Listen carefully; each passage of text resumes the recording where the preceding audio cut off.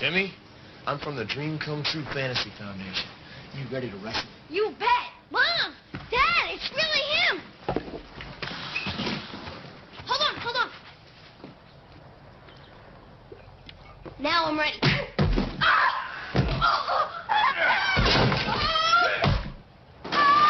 It looks so real. Don't count on Sprite to do anything but quench your thirst.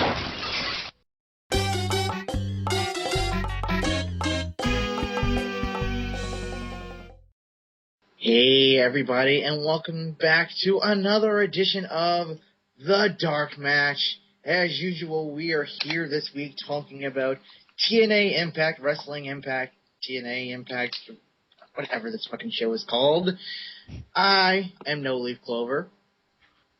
I'm your token chicks do it. Yeah. I haven't slept much, and I'm Duo's Angel. I'm DarkMatch's Mastodon of the Monotone, Christopher Sis. And I'm your foxy friend Backlash, and apparently someone thinks he can do a better Ultimate Warrior impression than me, so go ahead. Well, we're not doing Ultimate Warrior this week. We're doing Iron Sheik because Ultimate Warrior actually managed not to say anything crazy. Well, whatever. Just We're all do it. gonna die. And So we're it's time for everyone's. Can't be good. It's time for everyone's second favorite segment. What is Iron Sheik tweeting now? And apparently Sheiky Baby is into the reality TV because he had some comments about The Bachelorette. I watched Show Bachelor, and that fucking faggot piece of shit, no good motherfucker Bentley show bat respect for Beth Ashley. I kill him. Bentley from Bachelorette has smallest dick in world. His dick looks like broken peanut. I fuck him with camel clutch. Damn. Speaking of Bentley, get that. For the record, I could have done that better, but that was just so hilarious I don't care. Fuck you. No fun. It's my gimmick! You can't take it away from me, goddamn you! You're not the boss of me! Oh wait, yes, you technically Oh, be are. quiet, Never Kurt mind. Be quiet, Kurt Angle. That's mean. Yeah, I know, you're right, and I should have backed down from saying that. But anyways, we're here to talk about Impact Wrestling. Yeah. I would like to quickly point something out here in the beginning. It will come back later. But just so everyone is certain, this was apparently limited commercial interruption. Oh, yeah. Yeah. Let's Yeah, see how limited to commercial use interruption. extra time. Yeah, so about a sixth of the show could be focused on this first segment. Yeah. And also, I'd like to point out today that today I saw the latest Transformers film. And if I had a choice between watching Transformers 5 more times and watching this episode of Impact again, okay, honestly, I'd probably watch Impact again. But my point still stands. Shorter. Well, yeah, Impact's shorter by half an hour, so it wins. It wins by default. Yeah, you watch Transformers. I watched fucking Suburban Nights. That was my comparison. And surprisingly, it had better acting. Again, I'll get back to that. Because that actually relates to something specific later on. Well, you see, you've got basically B-grade morons running around doing stupid crap, and then you've got Suburban Nights. I mean, how are you going to compare the two? Oh, I'll compare them, all right. But let's finally get started. All right. Anyways, we get to our first segment, which is, of course, a recap of last week, with Sting going crazy on Eric Bischoff. He's the Ultimate Warrior. He's the Ultimate Stinger. Oh, yeah. Yeah, Sting is slowly turning into the Ultimate Warrior. / Joker. Because we're always shooting. Which they're no longer hiding. His makeup today was just red across his mouth. Yeah, it was. Any day now, it'll just be the fucking grin. Just do it already. Yeah. That's obviously what they're going for. But anyways, the first thing of the night is Hogan backstage talking with Scott Steiner, who's apparently part of Immortal now. Yeah, welcome Why? to a guy Stop who was trying to thinking take about out it. It's because we said so. Yeah. Yeah, welcome to Immortal guy who was brought in here to fucking destroy Immortal. Wasn't he I don't remember that. Wasn't he a face like 2 fucking minutes ago? Well, it's kind of... I think it's required in TNA that at some point everyone has to be part of Immortal at some point. He was a face 2 minutes ago, yeah, pretty much because he had a BFG series match with Bully Ray, so I guess so. But there are no faces or heels in that tournament. Well, you know, Hulk. Faces in that tournament. Everyone is a heel. There are no baby faces in this company. The only one I could probably think of is AJ Styles, and that's only because everybody loves him and wants to see him on TV. We'll get to AJ Styles. Well, you know, Hulk, I was just contemplating myself, and I thought, I'm the greatest son of a bitch that ever lived. Oh, I have a 33% chance. 88% chance, which leaves guys just join Immortal. Anyway. I'm sorry. Yeah, now I wish Scott Steiner had a Twitter. Oh, God. That's so fucking epic. Then we'd have to do what is Scott Steiner tweeting every week. Yeah. We wouldn't have enough time to deal with all the awesomeness. But basically, to get around to it, Sting, we get the recap. Then Hogan is backstage. He thanks Scott Steiner for being an Immortal. And then all of a sudden he turns a corner, and there's Sting laughing like a crazy person on a widescreen TV. And someone was too fucking lazy to hit the fucking display version, so the video 2 thing that's in green letters didn't fucking go away. Production values! What's that? So, yeah, Sting's cuts a nonsensical promo because he's the ultimate Stinger now. And he turns around and he has the fucking Joker makeup on. Why are they turning him into the You know what you're trying to do. Just have him wear the Warrior face paint. I don't care. It's funny. Just have him come to the ring and start rambling about Destrucity. That's what we all came to see. Yes. I like Joker Sting. I will do. applaud TNA if he actually comes out there and claims Hulk Hogan to be the enemy of Destrucity. Yes, but TNA can also try and at least attempt to pretend that the people they don't like don't exist. They're not as good as it is, say, a much more famous wrestling company. But she means WWE. Thank you. God forbid we have any fucking subtlety. Subtlety? What's that? Yeah, not on this weekly edition of the show. But Hogan pretty much no-sells Sting acting like a crazy bastard. And he's like, oh, look at that. Sting is acting insane. Well, I'm just going to take a little stroll out. Yeah, not even any, oh my god, look at his makeup, brother. Yeah. He just blinks twice and then keeps walking, basically. And he goes out to the ring and he calls out Mr. Anderson. And Hogan basically also offers him 2 choices. He can face Sting with Immortal backing him up, or he can do it on his own like usual. If he does it by himself, he'll get beaten up and embarrassed by Sting, and he'll leave without a shred of cockiness or confidence. Personally, I just have to say this real quick. Personally, I don't think there's any confidence or cockiness from Sting or Anderson, since they both jobbed like bitches to fucking Gunner.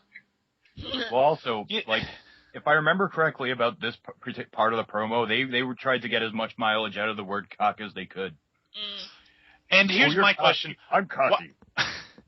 My question is, why the hell do they even give a shit about Anderson? If Sting is such a problem, why not just get all 5, 6, 7, 8 guys that they've got in Immortal now, and just go kick the shit out of him?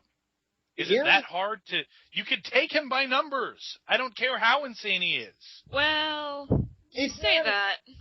Yeah, I know what's coming. But you'll be proven wrong here soon. I know what's coming, but then there's also considering what happens at the end of the show.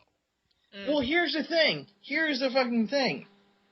Why don't they just fucking fire Sting And this is the problem with the always shooting all the time mentality that they seem to have, is that when you try and do storyline shit, it doesn't make any sense. Because if you're shooting comes from some basis of reality. And if you have an employee that's threatening to kick your ass all the time, and you apparently have persuaded the network to let you do whatever the fuck you want, just fucking fire the guy.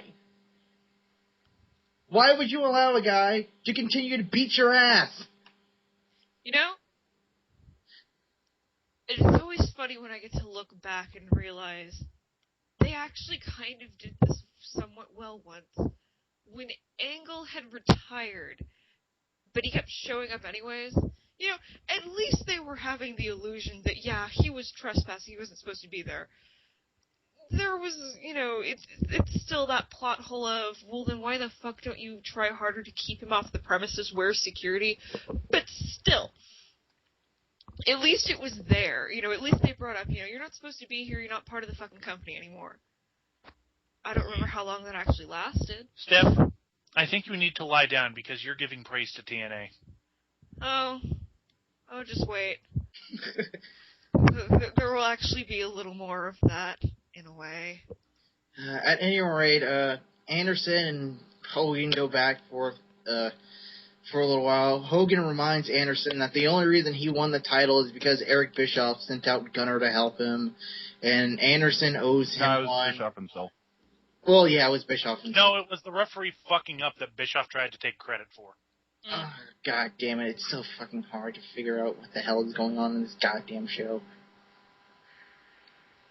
But at any rate, didn't Anderson in this promo say he did everything himself? I did everything by myself. Yes, he pretty much did, and he basically... I don't know why they're allying themselves, because this is going to be such an obvious thing when Anderson turns on them, and it's like, oh, I'm an asshole! Yes. I That's hate super Ken good, but Anderson. I'm an asshole! I hate Ken Anderson. I honestly wanted to stop watching this fucking program the second he became world champion. And then, Actually, I wanted to stop watching the second he was hired. Well, then we go backstage, and all of a sudden, you know, Immortal's supposed to be the big badass group, you know, that everybody's supposed to fear. But they pretty much get punked by a fucking 60-year-old man. Sting beats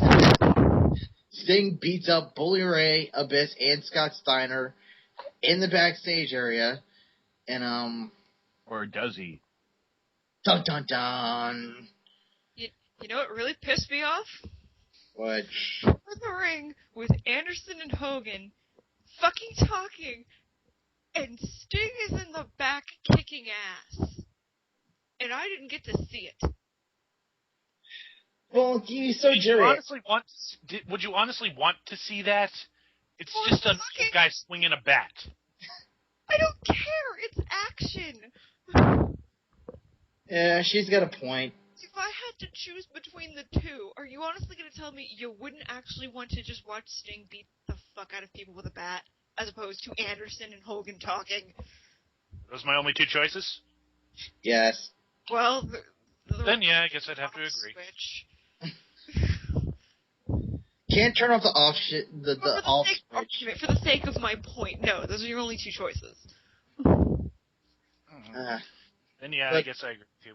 Let's move on. Moving on. Yeah, but then it's lights out in the impact zone. Yeah. Let me talk about this. The like Sting shows up on the Pandatron, I believe, and he says, he's like, I'm gonna find you, Hogan. And immediately after the lights go out, and it's like, okay, they're gonna turn on and Sting's gonna be there. The lights go out and Sting's music hits. What a shock! Wait, you mean Sting's music hit, and then the lights went out, and then Sting was there? Whoa. You just blew my fucking mind. I could not put those two things together. TNA, you are incredible. But I guess we're just biased. Yeah. We're so Anyway, biased towards TNA. Anyways, we haven't yet gotten into the stupidness of this, because Hogan Sting hits Hogan in the knee with the bat, and Anderson just bolts. There's your world champion. He's running from a 60-year-old man with a bat. Yeah. And Sting says that their match at what was it? That their match on July 14th, it's going to be called Midsummer Nightmare. I don't know what that means. I assume it's just a Sting loses match. Because that's what it's going to be.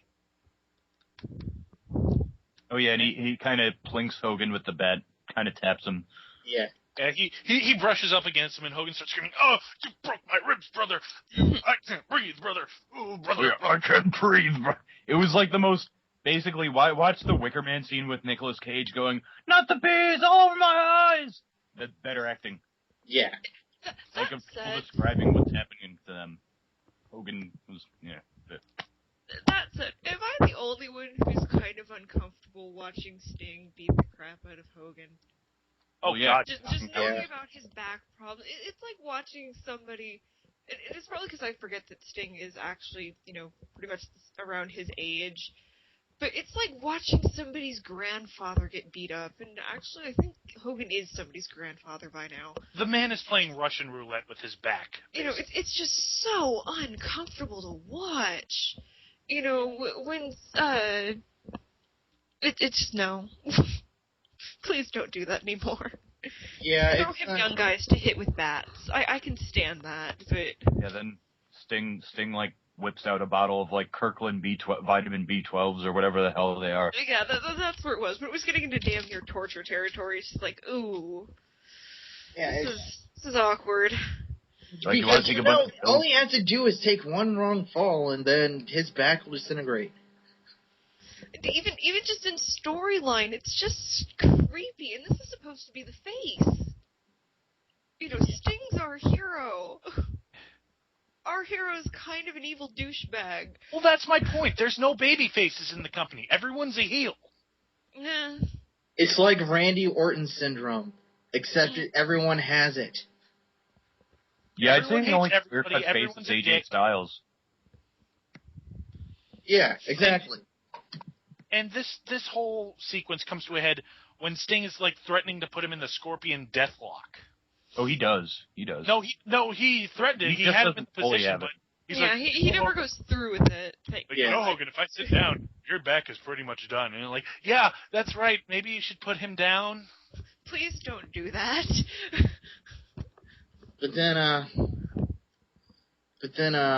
Well, actually, we forgot a part real quick. Did anyone else remember? This segment is taking longer. It's taking so long. But did I know anyone? exactly how long it is, too. It was around like 21 minutes, something like that. 16. Oh, well. Whole thing. Let the 16 man minutes. speak. Sorry. But Sting is like, I gotta be honest with everybody. I was a Hulk Hogan mark because we're always shooting. Always shoot. Yeah. Oh, but at any rate, to get back to it, Immortal comes out and Sting decides to back off the Scorpion death drop, and he backs off. And Bully Ray says, "You know what? I can't stand bullies. Irony." Oh, Was he trying to be ironic? The bully, Sting. Wait, was he trying to be ironic, or is he just that stupid? No, I think they're trying to say that, he's a heel and like he says these things even though he's a hypocrite. Yeah. I actually, for the first time, because of how uncomfortable the whole, Sting basically torturing Hulk Hogan in the middle of the fucking ring was making me, when Bully Ray came out, for a minute it was actually just like, I'm actually kind of happy to see him. Because that means this part of the segment is over. Then he said that line, and I just wanted to slam my head into my laptop. So basically, That was the point where I started taking notes of this shit. This is how angry I was. I've got notes. Apologies to Iron Bite.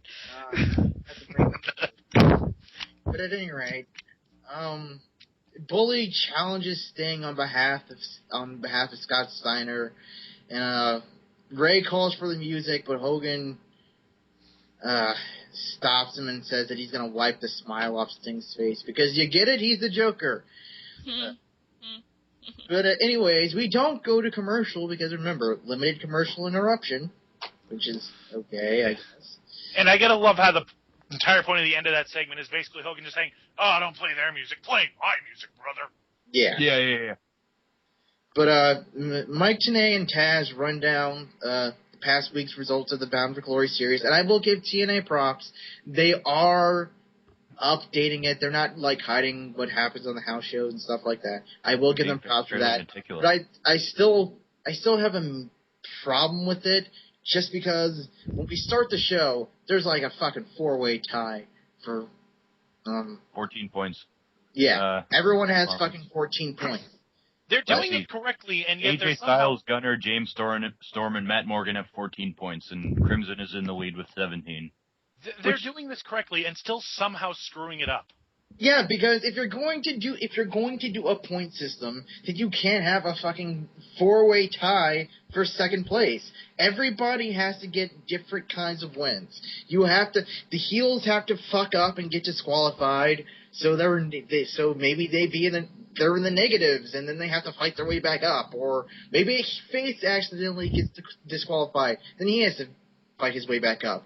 You have to vary the fucking results of the match, because if not, then you end up with stupid shit like fucking 4-way ties, and Crimson possibly being the number 1 contender. Do you understand how fucking horrifying that is? The only thing worse would be Gunner's pal. Yeah, whatever happened to him? He got fired. Oh, really?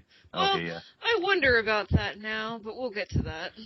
Yeah, but I don't know. We should check the roster page, see if he's still around. Our Bound for Glory series match tonight is Samoa Joe versus Brother Devin.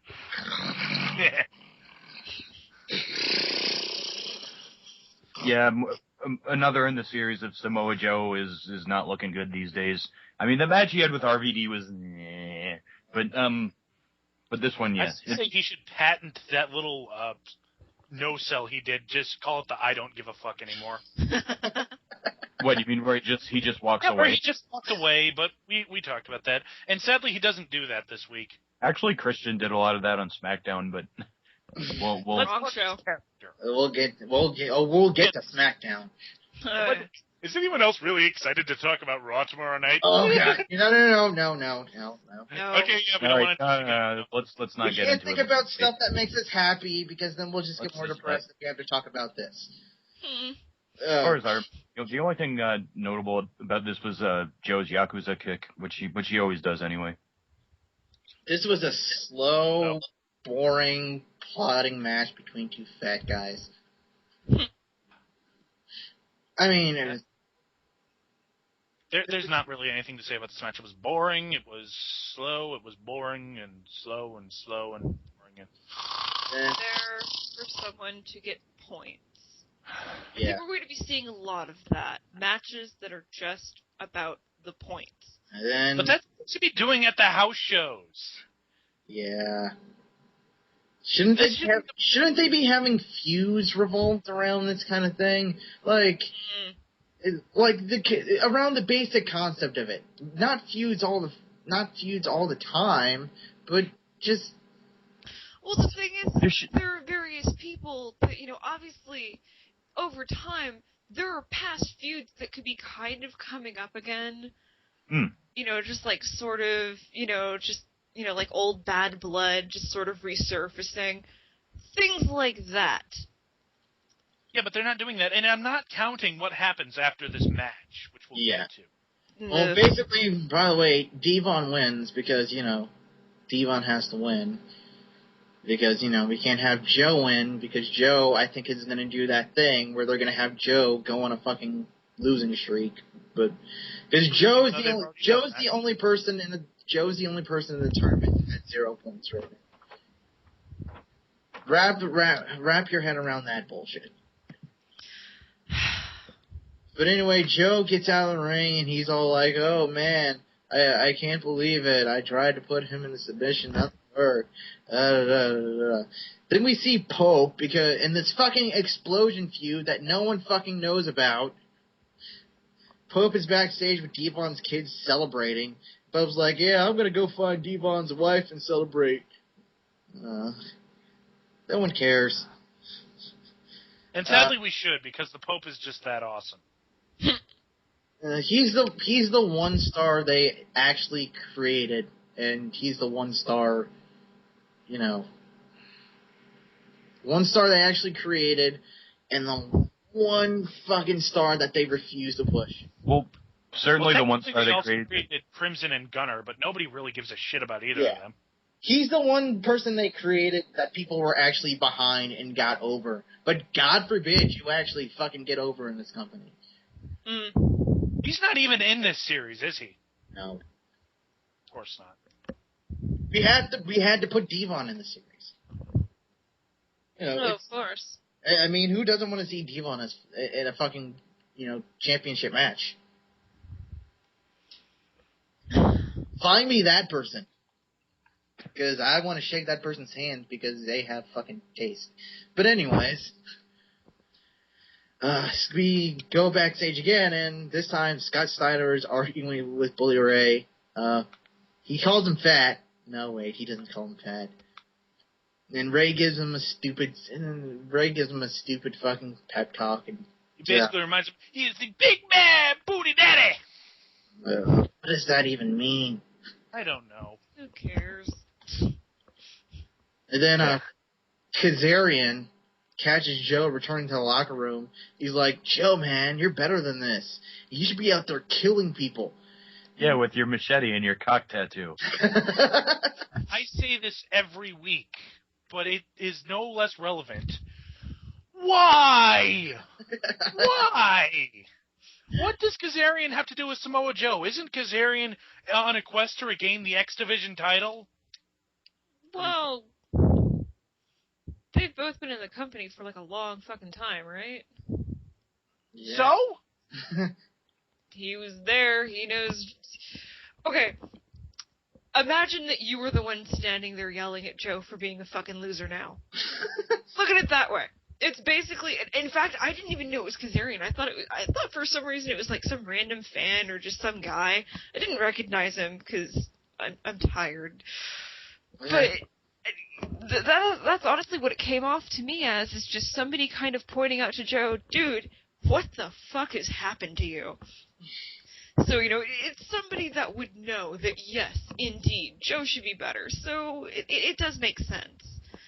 Yeah, it does. I agree. But they're doing that, like I said, I think they're doing that weird thing with Joe where they, where Joe's gonna go on a losing streak. Because, remember, Joe fucking challenged AJ to a match, and then AJ was pretty much like, fuck you, I'm gonna go have a match with Christopher Daniels instead. When really, they could just have a fucking triple threat match. Because, the two they've had have been pretty fucking awesome. Or have they had three? I think it's only two. In TNA, at least. But, if you want to fucking motivate Joe, that would be the fucking way to do it. Well, this is going to get stupider later in the night. Yeah, we continue with our X Division tournament. Austin Aries won the first match. Shima Zion or Zima Ion won the second one. Now we have a match between Low-Key, Jimmy Yang, complete with Flying Elvis's attire, and Matt Bentley. Hey guys, did you know he's Shawn Michaels' cousin? Really? What? No. In other news, Village Killer spelled backwards.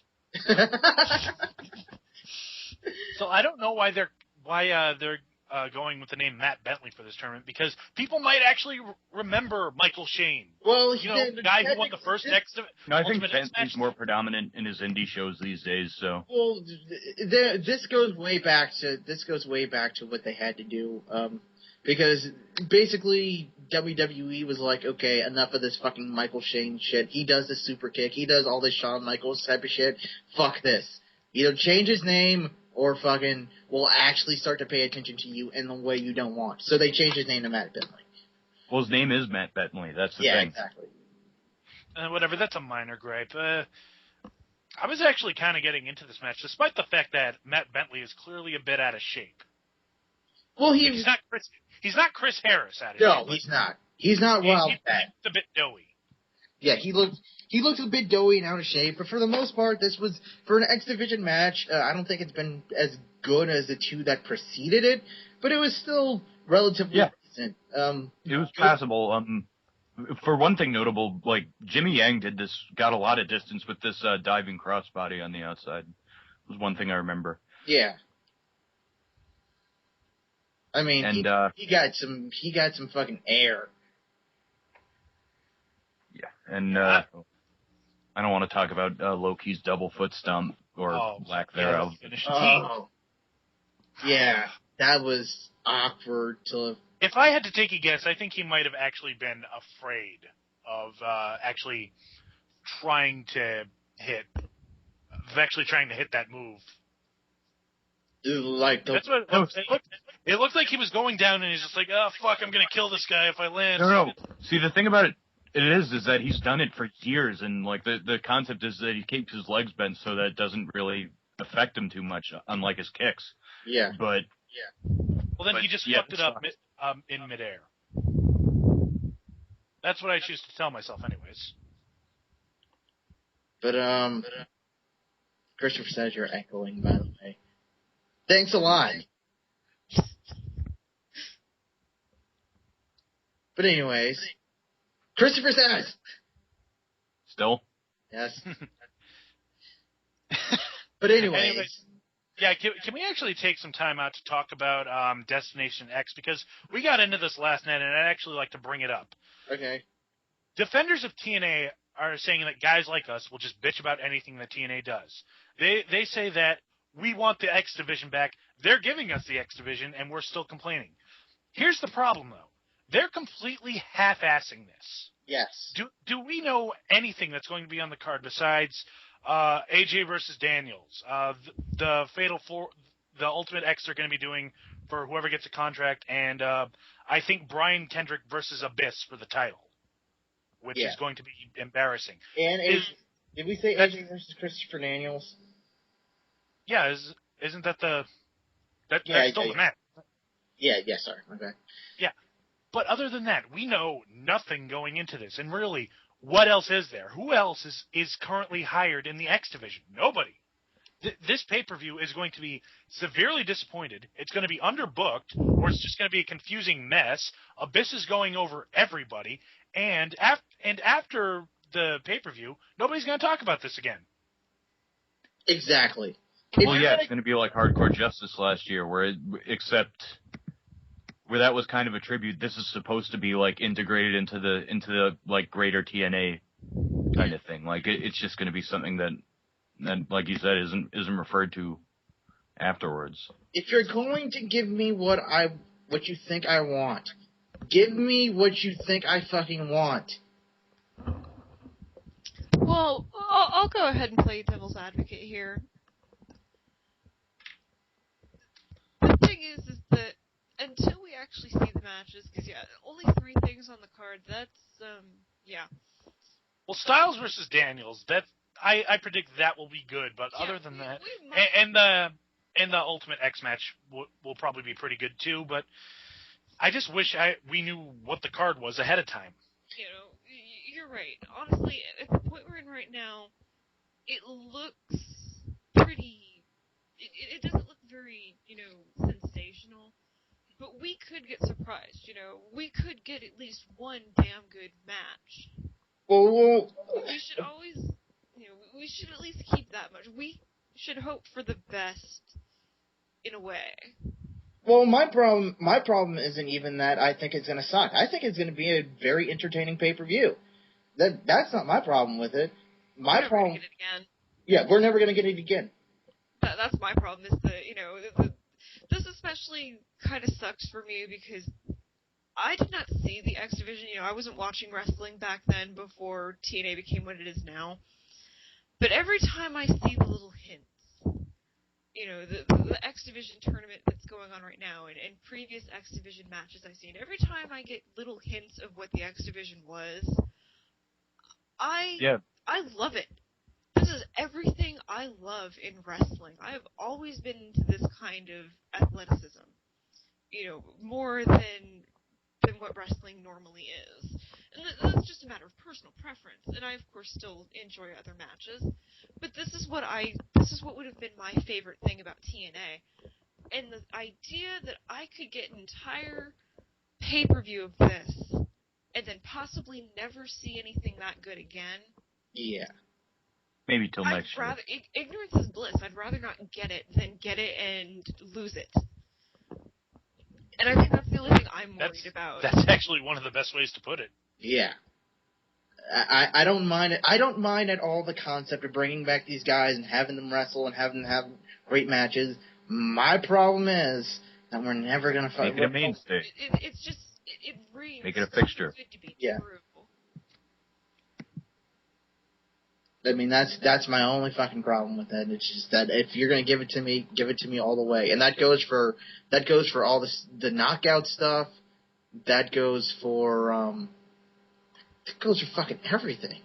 It does. You know, if you're gonna give me quality, you better be able to replicate it. Yeah. Especially with TNA's reputation. You know, we want to. I want to see TNA improve.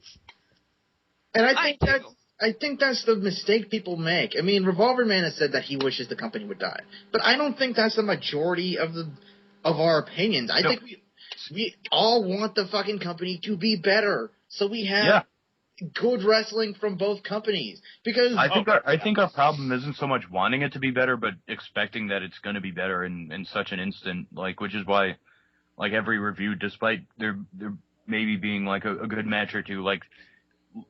Still leading into the whole like drudgery of doing it, of talking about it.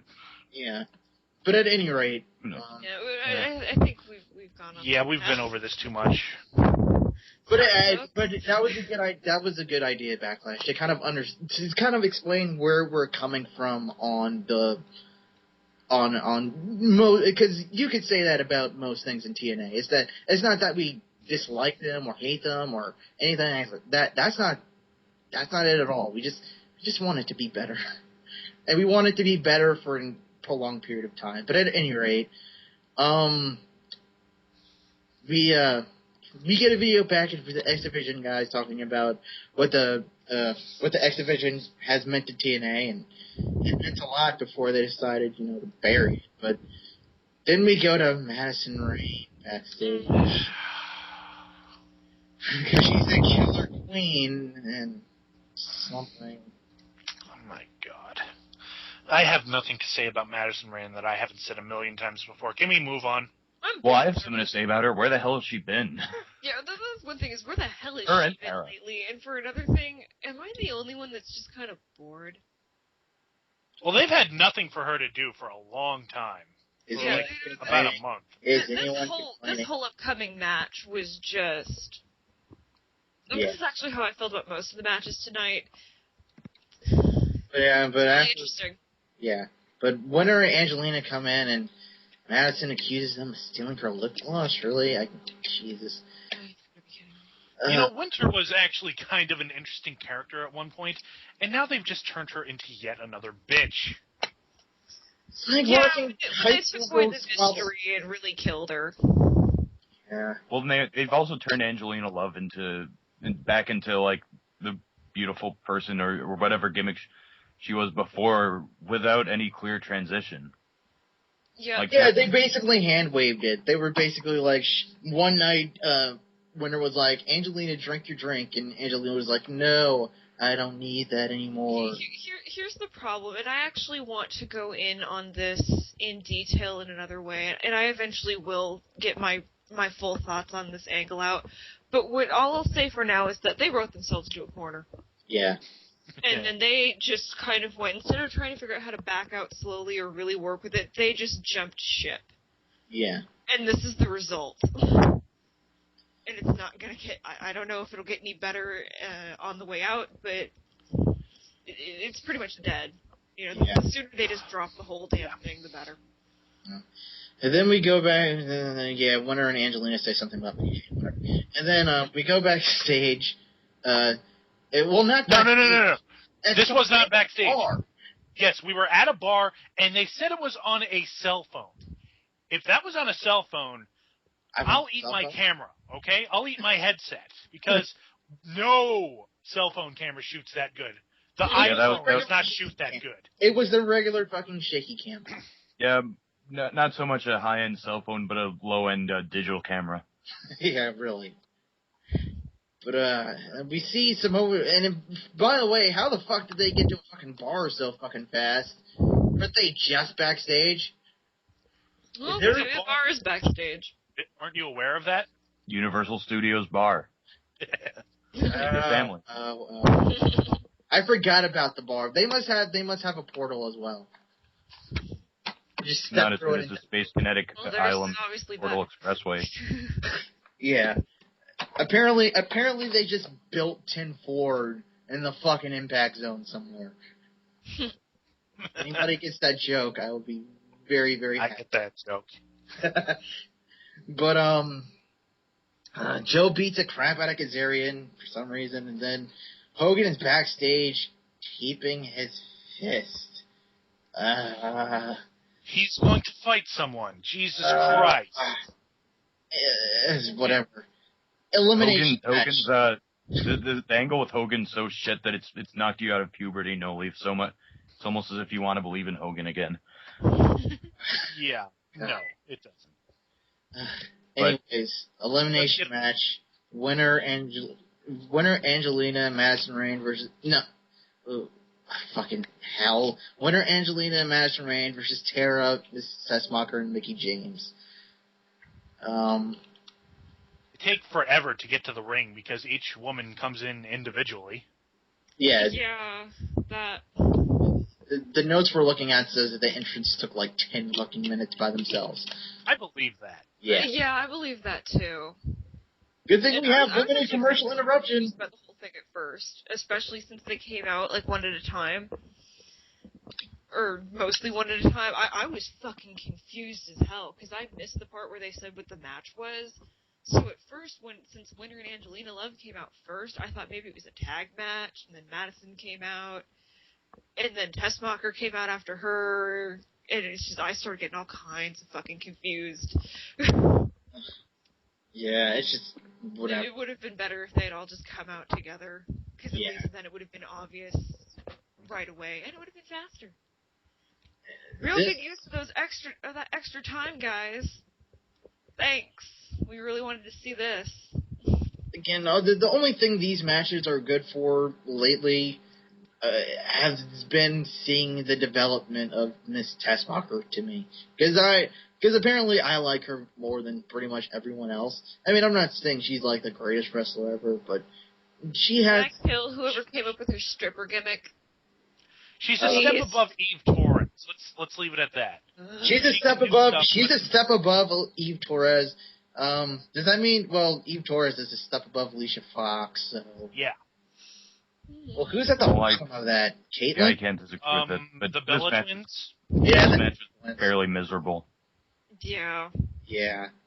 Nothing happens. The finish. The finish was weird. The finish was weird. I would imagine this is going to go somewhere, and I don't like where it's going. Well, here's the finish. Basically, both Miss Tessmacher and Tara get eliminated almost immediately. And then Madison Rain starts arguing with Winter because they're all beaten up on Mickie.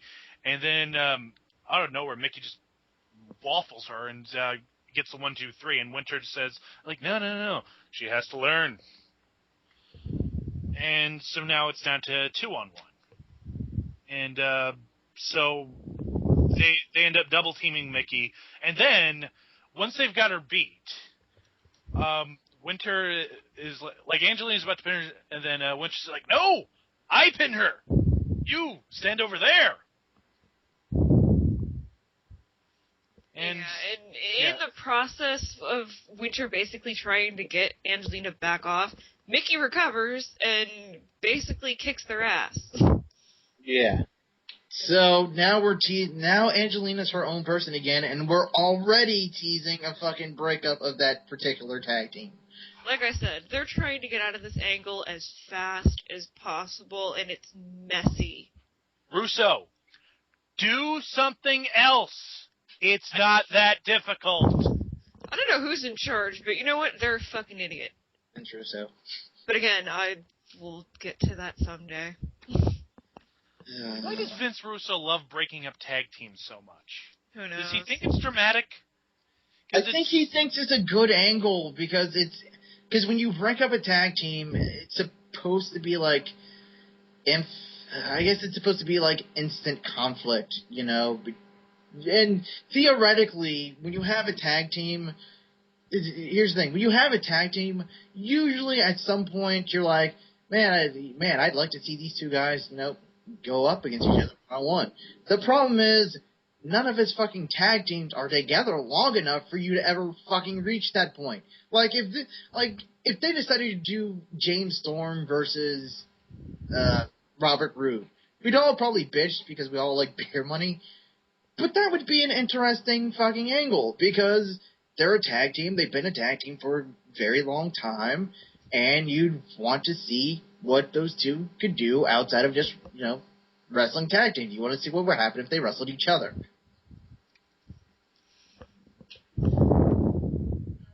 At any rate, oh god, a fucking Gunner and his fucking horrible tattoos. By the way, what was it he said that just made us rage at the end of his promo? He said something. The fact that he's pursuing the world champion, that might be it. No. It was something about like he's going. He said about AJ. I think he said he's going to break both his faces. The hell does that? He said something along the lines. Apparently, like he has two faces, or AJ has two faces, or it was a really weird line that was obviously a botch. Oh god! This is who they want to. This is who they want. Oh no! I remember. He was talking about how he got cut from Anderson's razor-filled beer, and he's saying, "I've been cut up on all my faces." This is the man they want to push, ladies and gentlemen. This is the future of TNA. Gunner. Yeah, it should have been Alyssa Flash. But after their hype of Abyss and Brian Kendrick arbitrarily, where we don't see Abyss and/or Brian Kendrick anywhere, just a video package that they threw together, we go to this contract signing of the match between Chris Daniels and AJ Styles. Okay, this is where the show lost me. You mean as opposed to the 16 minutes in the beginning? The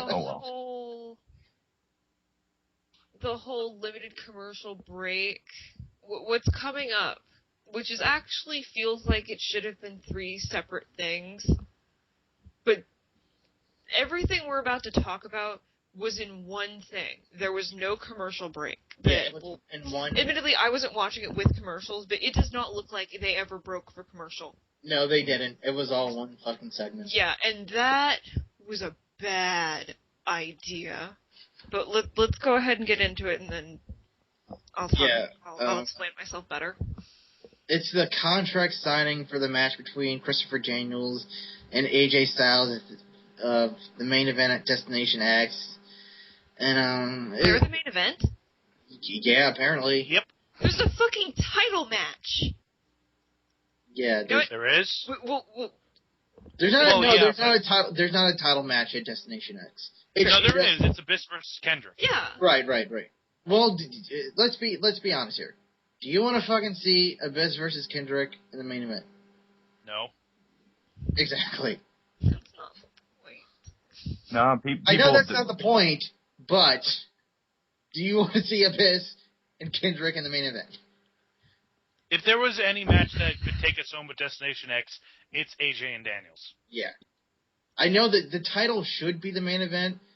They probably should just had fucking Abyss drop the title. I know. Well, not necessarily. They should have never given Abyss the title in the first place. What the hell are you talking about? I don't think that there's any golden rule. Like, there are occasions where a match is much more hyped and people want to see that a lot more than even the World Championship or even the title that they're headlining. Hogan versus The Rock was an example where a lot of people say that Jericho and Triple H probably should have gone before that. Yeah. Yeah, I complain now. I bring it up now, but even thinking about it, and definitely on watching Destination X, I won't have a problem with it. It's just It's just kind of one of those things where it's like... It's just a thing, but you're right. You know, AJ and Daniels are probably going to have a good match, and I would rather end on that. Yeah, basically AJ and Daniels go back and forth, and this whole segment's kind of fucking boring, you know? It was boring, but at the same time, not a bad idea. Yeah, at least it forwarded something and set up what was kind of going to go on, and... You know, this is basically what I consider segment 1. Yeah. It was them doing the signing and them kind of breaking out the whole idea that, you know what, this isn't personal, this is just a match. You know, we want to do something really great, and you and I can do it. That's Daniel's whole angle, and AJ's kind of weary, you know, he's kind of worried that it could get personal, that this could really... Oh, yeah, Daniel's consummate heel. He's doing the old, what's that trope called? Oh God, I don't know. Oh, Jesus. Way to put us on the spot. Genre something or other. Oh, genre savvy. Genre savvy. Yeah, Genre savvy, yeah. Which of course definitely works in wrestling, you know. Everybody should be at least a little bit. You know, so they've got that going on, and I like that. It was kind of boring, but it was a good setup, and we still have, you know, well, we had a week. Yeah. And that brings us to segment 2. 2. We're... No break. Immediately after they're done talking about this, Jerry Lynn, who I have no idea who the fuck he is. He is actually a very good wrestler, and one of these he's an excellent wrestler. Yeah, I mean, one of these days, I guess it's going to show you matches of it. It's almost like a... And I didn't watch last week, so... And they even did say that he was on last week, and I missed last week, because it was my birthday. It's something like a... Belated birthday! It's something of like a powder keg situation where it's like AJ and Daniels are flaring up. Jerry Lynn comes in to say, like, guys, it's okay. Like, we're all talented people. It doesn't matter. It's all about putting on a good show. And RVD kind of throws another wrench in the works. Like, he kind of complicates things when, for some reason, he reverted back to his old gimmick. His old, very, very much loved gimmick where he was just an arrogant guy who bragged about his very understandable ability. I mean... Maybe not today, where he's gotten quite a bit slower, but still, that's the gimmick that everyone used to love RVD for, and and what can I? Well, it's the wrong time, but he's doing it again. Yeah, but when you say it like that, it kind of makes it hard to bitch about this because he comes out saying the entire X Division can be credited to him when he's never competed in the X Division before in his life. No, he just means too. You know, I was X Division before there was an X Division. I know what he means.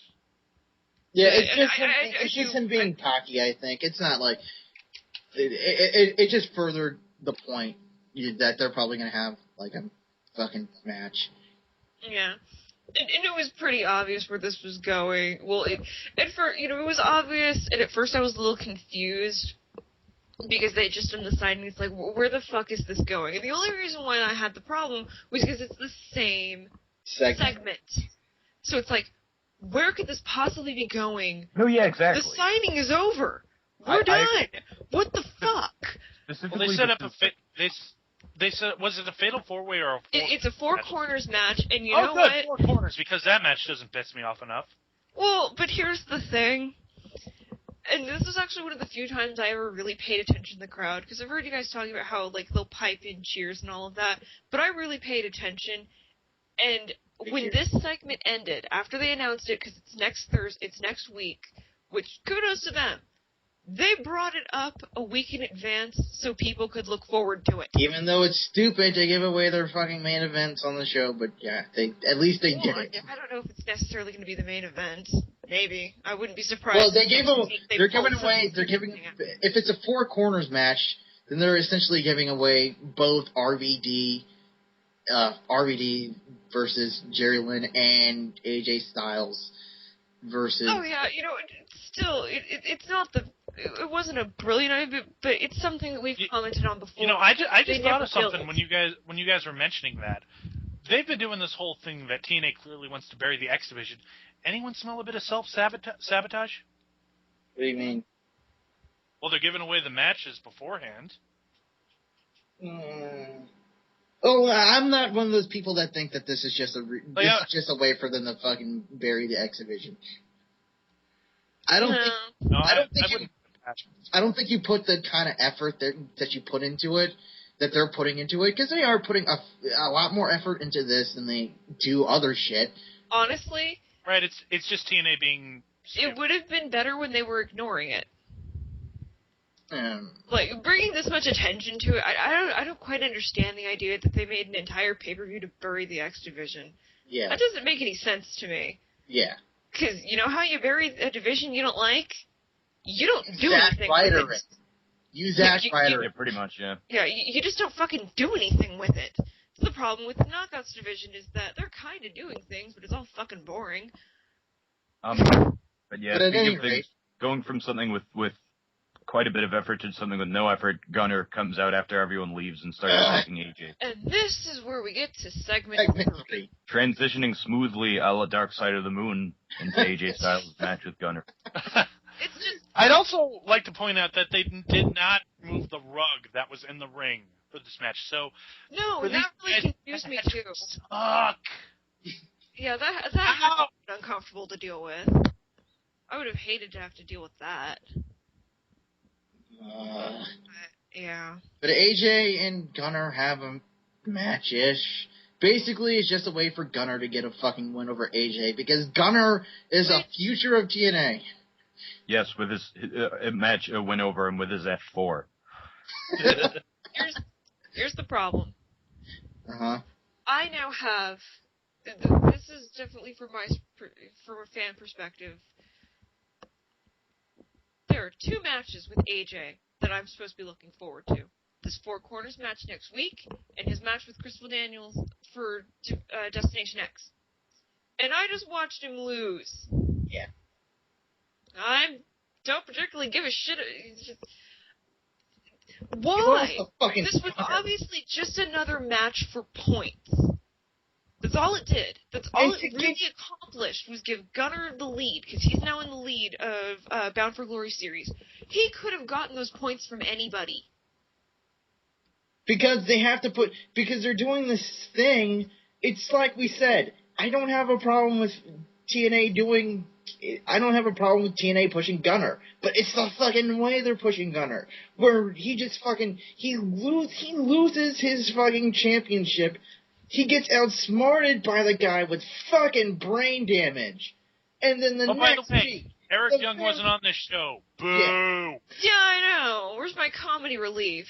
Or, as I like to call it, the only good thing I have to look forward to, other than Joe. Yeah, the younglings' morale is yeah, but crumbling. they do that, and then the very next fucking week, he beats Sting clean as a fucking whistle, right before the fucking pay-per-view. And then a week after that, after the pay-per-view, he beats Anderson clean as a fucking whistle. And then he gets bitched out last week, and then he comes back and he fucking beats AJ. I don't get it. I don't either, but... So our winner is Gunner. You know, I've always had a theory that with WWE, they do this thing where they'll just say, oh, someone's over because we say they're over. TNA does this thing where they say, what's being over? Pretty much. We don't know what that means. But of course, this guy that no one was cheering for, no one had any reaction towards, no one really gave a shit about, we're just going to force this guy into a main event picture. We're going to have him go over all our top guys, and then you will be forced to fucking like him. That's just essentially what they're saying. And let's not forget that Gunner is the guy who started off as a failed wrestler who had to take a job as a security guard. He's never living that down. Poor Gunner's pal. I bet Gunner's pal is going about this. We'll pretty much be going on about it every single week until they stop using Gunner. Yeah. So before we move on, I just want to go back to my point about this is basically where the majority of the limited commercial break show. This is the only really noticeable part of it. Was these were 3 segments. Should they, I definitely understand that, yes, they should have gone one after another, And I might just be applying storytelling in the wrong way to wrestling. That is such an easy thing to fall into. I've realized is that you can kind of get a little too into the idea of the stories, and the stories are just kind of there for fluff. You know, I try and remember that, but because there was no break, because this was all one continuous thing, it dragged. Yeah. I was so bored by the time that match started. And all it would have needed was the signing happens, Jerry Lynn's music hits. You know what? Just gotta go to commercial. This is a taped show. We know it's a taped show. We'll deal with it. Yeah. Just cut. Kind of leave it there. You do the commercials, you come back, you do segment 2 with Jerry Lynn, RVD, set up the match for next week. And then cut again. Better yet, honestly, the Gunner and AJ Styles match probably shouldn't have happened immediately after. Yeah. That I would have moved. Although I can't even remember what the next match was. Well, the next match is the main event, but we have... Oh, shit. Yeah, because we have to go through bullshit before that. Because, there's guys, a it's segment. time for LAX 2.0. No, I know what I would have done. I would have gotten rid of this. Well, Or, first... no, I would have moved this before the match and then had the match. Just swap these 2 segments. And that would have helped. It would have still had a shit ton of talking together. But I'm used to that from them. I can deal with it now. I've come to terms. Stop switching it up on me. Either pick one or knock it off. Right, I'm honestly, for like all the insignificance of a lot of this shit, like I'm quite surprised at how much detail we're going into. Like, because we're Every fucking aspect smarter is than we're fucking smarter than the people that write TNA, and we fucking think about this shit. I don't know if it's a matter of smart or just so much as We're critical thinkers, is what we are. we're picky bastards. Yes. But you know what? You need to be. We can't write this show, but we could probably edit it a whole lot Your better. writing staff needs. You have to have somebody that is just nitpicking the hell out of it. Now, does some of it not apply? Yes. Sometimes it's just being nitpicky, and sometimes you just gotta shrug your shoulders and go, it's wrestling. Go along with it. But hey, nothing we can do about it. Everything? According to Bischoff, we're less than 10% of the demographic. Oh, I God. don't care. Don't get me started on fucking Bischoff. Because we're a just because we're a vocal minority in any way, doesn't mean we should be completely ignored. We're the ones that know the most. Okay, let's move on. Now we're getting egotistical. Let's move on.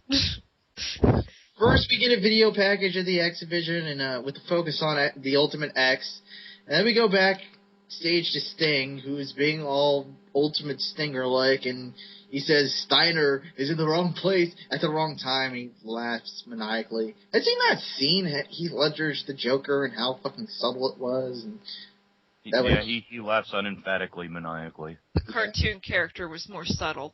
Yeah. And then we get a fucking video package looking at the history of the Velvet Sky versus ODB feud. Really, this happened? Oh yeah, and then she cuts a promo that kind of makes me angry, where she says like, "I've been bullied all my life, and I haven't had anything handed to me. I've worked for everything, and you were in the Beautiful People a year ago." How have you been bullied? Remembers that. I'd pretty much give up red meat to spend the night with Velvet Sky. This is like just as bad as Bully Ray saying calling someone else a bully. Yeah. Or Yes, or but the bitching fact about that someone Velvet being a Sky bully. is supposed to be a face, even though there really are no faces. But whatever. Shut up. Stop talking about what I say. But yeah, we now we go to the fucking Mexican America thing where they're saying like, why aren't we in the Bound for Glory series even though Beer Money is? And then British Invasion interrupts to say, well, we may be foreigners, but we like being in the U.S. because it gives us fucking careers. Even though the irony is that they're probably getting paid about as much as Mexican America, and that's probably not too much at all. So A couple of questions from this. One, why does the British Invasion give a shit about what Mexican America is doing? Two, when did the British Invasion become faces? 3, why is the British invasion still hired? They haven't been on TV since fucking lockdown. Yeah, it took me a minute to realize who they were. Like, when they came out, my immediate thought was, what the fuck happened to beer money?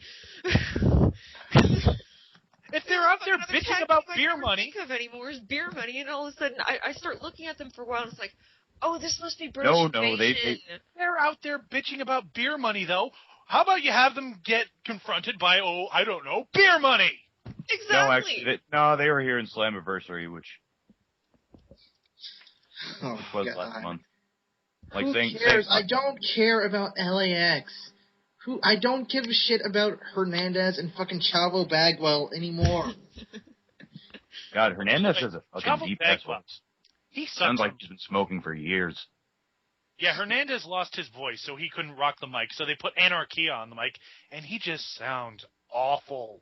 He sounds like Chavo and Buff Bagwell. Chavo has dignity when he talks. No, you know what he sounded like? He sounded like a white guy from Brooklyn trying to fit in with the hood.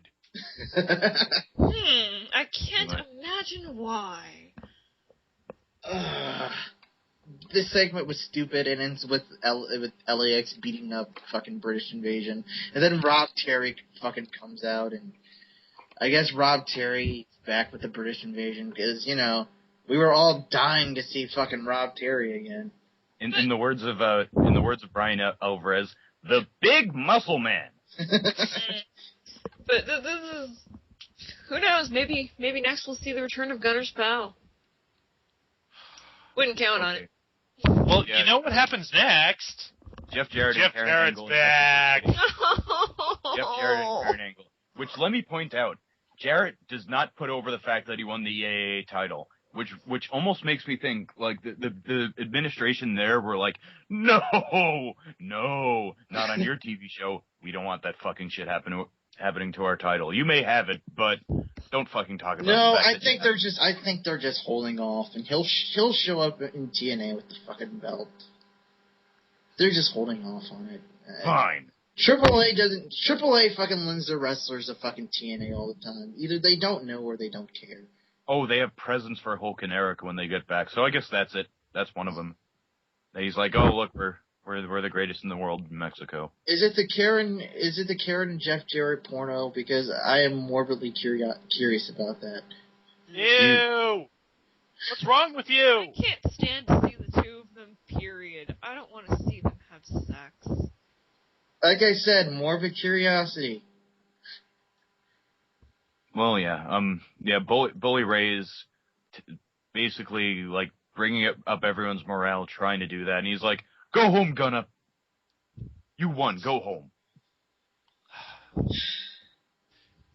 And it gets dumber, because Abyss is reading porn, and Bully Ray tells him to knock it off, because they gotta help Scott Steiner, but Abyss can't find his mask. Now, funny thing, Chris Abyss has a Facebook page. And if you go to it, the first thing you're going to see is Chris Abyss without his fucking mask. No, that's his Wikipedia page. Well, whatever. Yeah, no one cares. He basically looks like a stoner. Chris. It's really funny.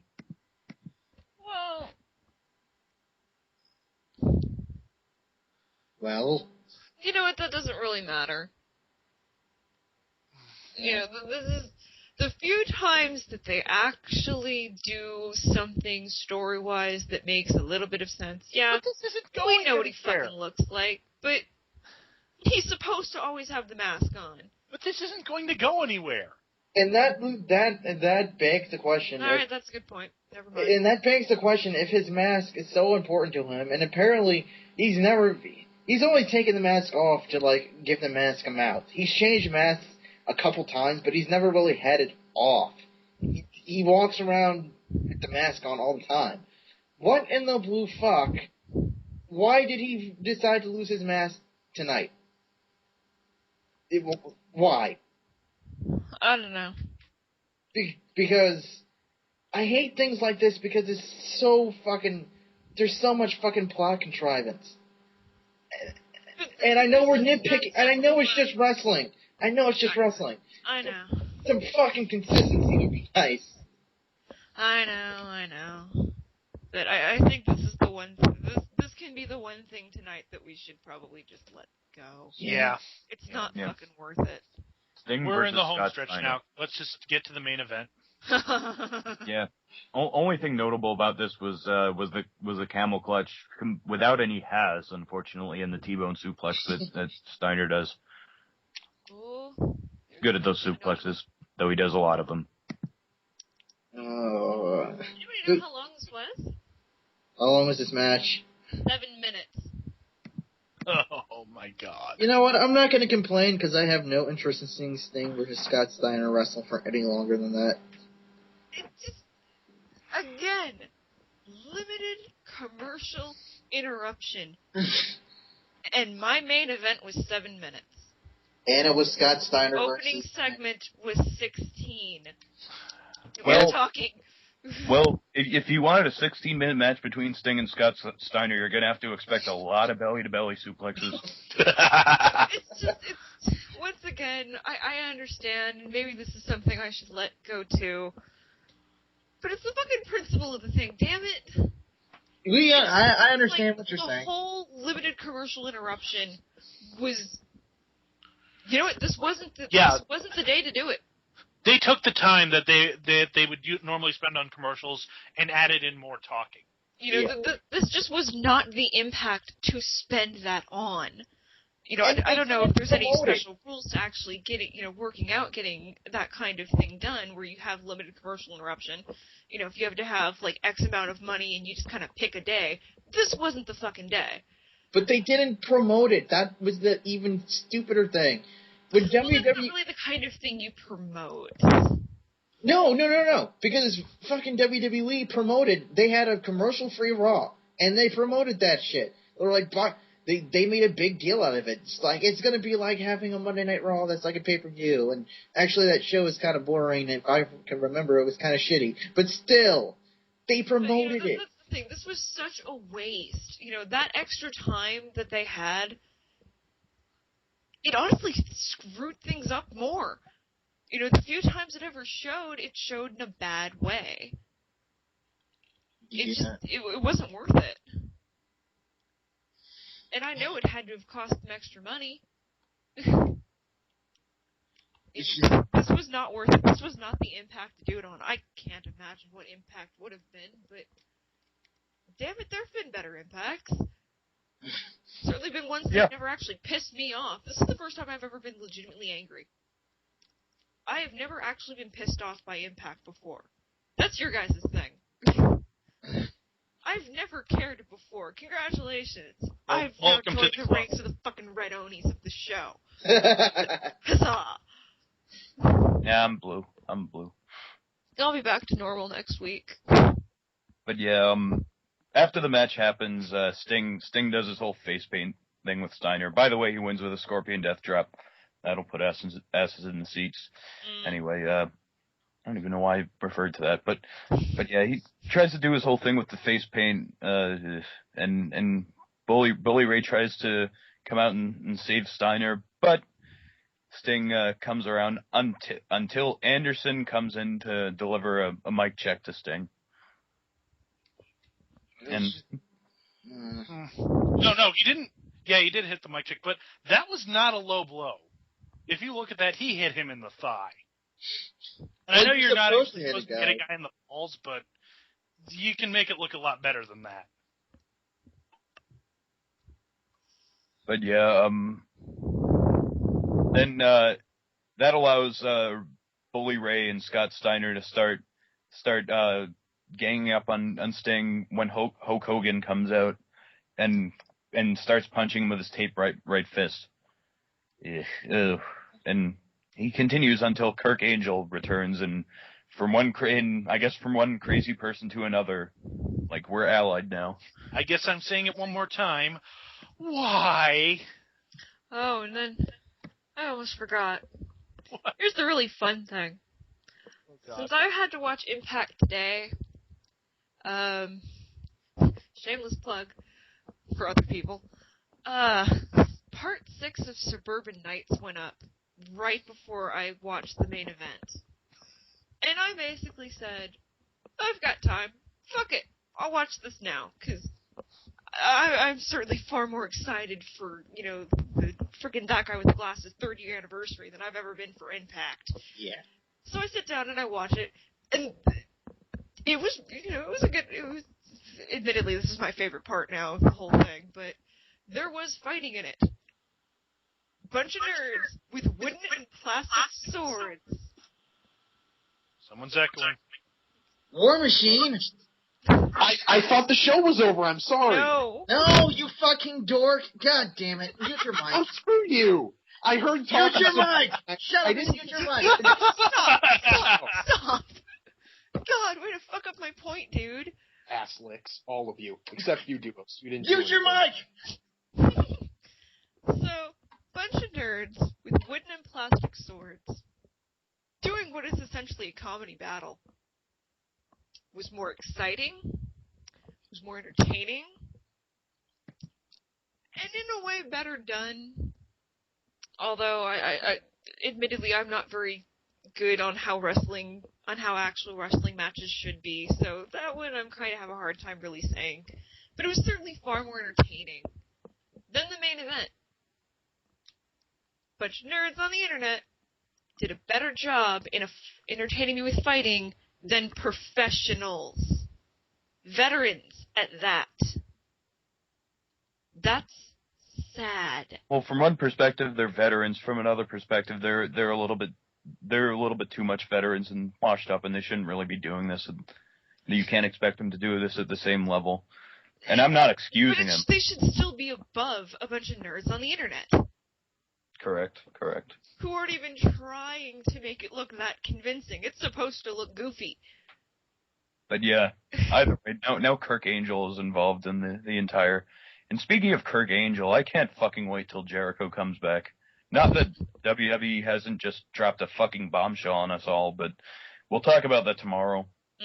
Yeah, but besides that, Duos said her final thoughts on Impact. My final thoughts, I didn't like. This was one of the worst shows. Because I've been giving TNA credit where credit's due. I've been liking their last few shows haven't been fucking horrible. They've been better. Yeah, this show was just fucking bad. I fucking hated this show. I didn't want to watch it. I wanted to do other stuff. It's fucking bad. Okay, sorry, Backlash. No, I really don't know what to add because I left this show just feeling like it was. Again, this show pissed me off a lot, and I can't even think. Yeah, but I hated it. I don't want to talk about it anymore. Moving on. But yeah, we got a question for everyone in this discussion. What gets more screen time than Jay Lethal this week? I'm gonna say Hulk Hogan taking his vitamins, brother. I'd say Hulk Hogan describing things that are happening to him while he's hurting, even though it doesn't sound like he's genuinely hurting, gets more screen time than Jay Lethal. The fight I didn't even get to see with Sting beating the fuck out of Immortal still managed to get more screen time than Jay Lethal. Even if it was just the aftermath. Sorry, I've got nothing this week. Broken beer bottles in portal bars get more screen time than Jay Lethal. And if you didn't, and I want to get this out of the way right now, so we don't have to deal with it. No, we are never fucking reviewing All Wheels Wrestling. No. No. I don't even Mike think I Arrow would watch to do that. It. Not us. No. Sorry, Jay. Sorry. We want you to be wrestling on television, not wrestle racing, whatever. They made Crush Hour. They actually made Crush Hour. They made Crush Hour an actual fucking show. Ali says he'll do it. I'd like to see that, actually. Ali, if you want to do it, man, you can do it. Okay, there will be no official dark match as no standard dark match podcast for All Wheels Wrestling, but we'll see what we can do. If you really want it, we'll see what we can do. Yeah. Anyway, I'm Christopher Says the Dark Match is Method of the Monotone. I'm Duos Angel, your token chick. I'm Backlash, and I didn't get to do Iron Sheik this week, so I'm gonna say, you watch the Dark Match! Alright, fuck you in the ass, I put you in the camera clutch, I make you humble! There's my Iron Sheik for this episode. Whatever, Backlash. I'm gonna leave Clover, and I just realized I'm gonna be up until 7 a.m., so that's gonna be fun. Well, for the rest of you lovely fans, good night and good luck. Cue music.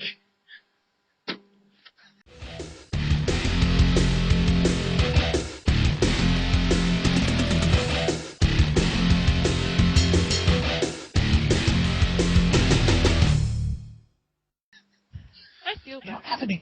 We don't have any outro music. I'll be back. What do you mean we don't have any outro music? We always have outro music. Same as our intro music.